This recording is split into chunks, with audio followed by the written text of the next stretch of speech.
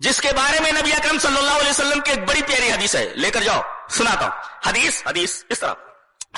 وعن ابی ہریرہ رضی اللہ تعالی عنہ انہ قال سئل رسول اللہ صلی اللہ علیہ وسلم ای الناس خیر فقال انا والذین معی ثم الذین علی الاثر ثم الذین علی الاثر ثم کأنہ رفض من بقی. رواہ احمد فی مسندی، روایت بالکل صحیح ہے. حضرت امام احمد بن حنبل رحمہ اللہ اس حدیث پاک کو ایسے مسند احمد کے اندر لائے. راوی حضرت ابو ہریرہ ہے. حضرت ابو ہریرہ فرماتے ہیں کہ نبی اکرم صلی اللہ علیہ وسلم نے ارشاد فرمایا، بلکہ اس وقت جب آپ سے سوال کیا گیا، ایک آدمی سوال کرتا کہ اللہ کے رسول سب سے بہتر لوگ کون ہیں؟ ای الناس خیر، لوگوں میں اس روئے زمین پر سب سے بہتر لوگ کون؟ آپ نے فرمایا انا والذین معی، میں اور میرے ساتھ جو ہیں. اللہ اکبر. یہ مئی کا مطلب ہوتا ہے میرے ساتھ. یہ ماں کا لفظ بہت ہی عجیب و غریب ہے. اللہ نے جہاں صحابہ کی تعریف فرمائی یہی ماں ہی کہا ہے. محمد الرسول اللہ والذین معہ، یہ نہیں کہا والذین صاحبہم، ایسا نہیں کہا کہ جن لوگوں نے نبی کریم صلی اللہ علیہ وسلم کی صحبت اٹھائی، ایسا نہیں کہا کہ والذین معہ، کہا کہ ماں معیت، سکھ میں آپ کے ساتھ، دکھ میں آپ کے ساتھ، مسجد میں آپ کے ساتھ اور میدان جنگ میں آپ کے ساتھ، ہر جگہ یہ معیت ہے. آپ نے فرمایا انا والذین معی، میں اور جو میرے ساتھ ہیں. صحابہ نہیں کہا والذین معی. یہ صحابہ کی کتنی پیاری تعریف ہے. یہ لوگ میرے دکھ سکھ ہر جگہ یہ میرا ساتھ دینے والے ہیں. اپنا تن، اپنا دھن، اپنی آبرو، اپنا مال. میرا تو دل دھڑکنے لگتا ہے جب صحابہ کرام رضوان اللہ تعالی علیہم اجمعین کی عظمت بتائی جاتی ہے جو قرآن حکیم نے بتائی. دیکھو ہم لوگوں سے پیار کس سے ہوتا ہے؟ ہم لوگوں کو پیار کس سے ہوتا ہے؟ بیوی سے، کسی چھوکری سے، مال سے، اولاد سے، ان تمام چیزوں سے ہمیں محبت ہوتی ہے. محبت کس سے ہوتی ہے؟ انہی تمام چیزوں سے. لیکن یہ عجیب و غریب لوگ تھے، جانتے ہیں انہیں کس سے محبت ہو گئی تھی؟ انہیں ایمان سے محبت ہو گئی تھی. وَلَكِنَّ اللَّهَ حَبَّبَ إِلَيْكُمُ الْإِيمَانَ، انہیں ایمان سے محبت ہو گئی تھی. اب بتائیے جس کو کسی سے محبت ہو جائے تو اس کے پیچھے اپنا سب کچھ لٹا دیتا ہے. ظاہر ہے کہ اللہ فرماتا ہے کہ میرے نبی کے صحابہ کو ایمان سے محبت ہو گئی تھی، لہذا ایمان کے لیے انہوں نے اپنا سب کچھ قربان کر دیا. یہ اللہ نے تعریف فرمائی ان کی. دنیا کی محبتیں تو ہوتی ہیں، لوگ اس سے محبت کرتے ہیں، اس سے محبت کرتے ہیں، اس سے محبت کرتے ہیں. یہ صحابہ کرام کی سب سے بڑی تعریف ہے، مدح ہے اور توصیف ہے جو اللہ نے فرمائی کہ حبب الیکم الایمان، ان لوگوں کو ایمان سے محبت ہو گئی تھی. یہ بڑے عجیب لوگ تھے. تو آپ نے فرمایا کہ جانتے ہو، تم پوچھ رہے ہو کہ سب سے بہتر لوگ کون؟ آؤ میں بتاتا ہوں کہ سب سے بہتر لوگ کون. انا والذین معی، میں اور میرے صحابہ، پہلا طبقہ.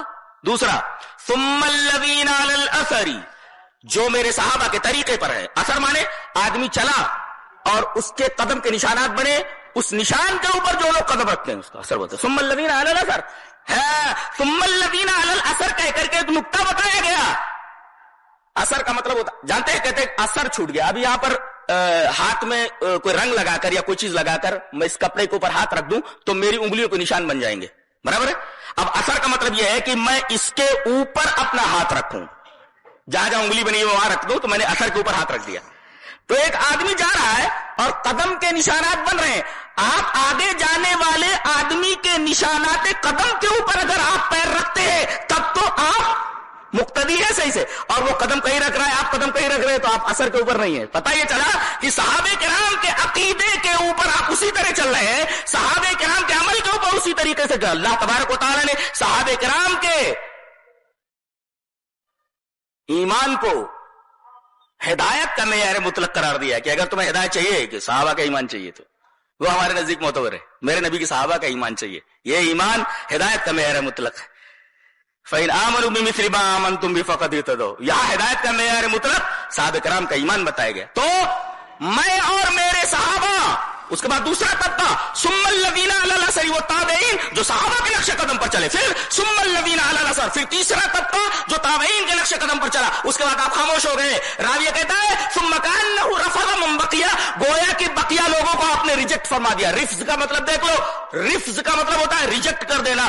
رفض ریجیکٹڈ، گویا کہ باقی لوگوں کو اللہ کے رسول نے ریجیکٹ کر دیا. گویا کہ یہی تین طبقے نبی کریم صلی اللہ علیہ وسلم کے در حقیقت راستے کے اوپر، چونکہ انہیں قربت حاصل تھی. میں ایک مثال دیتا ہوں.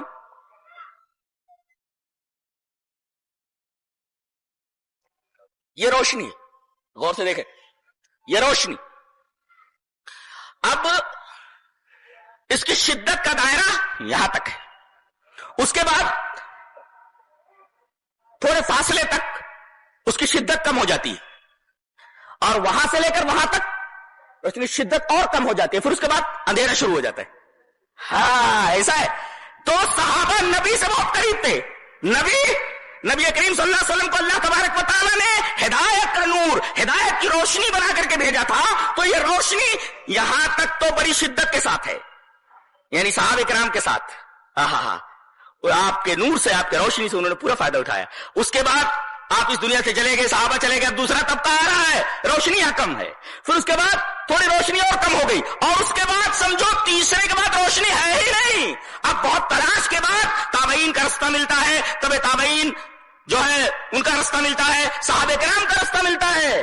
ثم کأنہ رفض من بقیہ کا جملہ قابل غور ہے. آپ تین طبقات کو بیان کرنے کے بعد خاموش ہو گئے. راوی کہتے ہیں کہ ثم کأنہ رفض من بقیہ، گویا کہ باقی کو ریجیکٹ کر دیا آپ نے.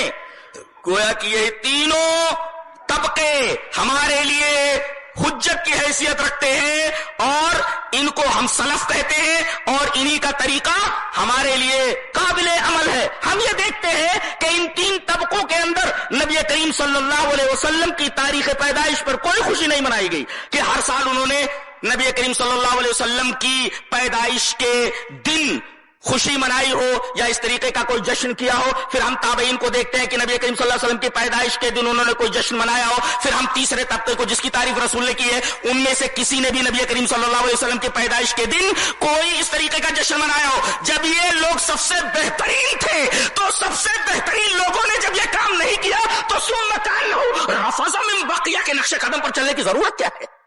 یہ بہت پیارا استدلال ہے، لے کر کے جاؤ جی حدیث پاک سے.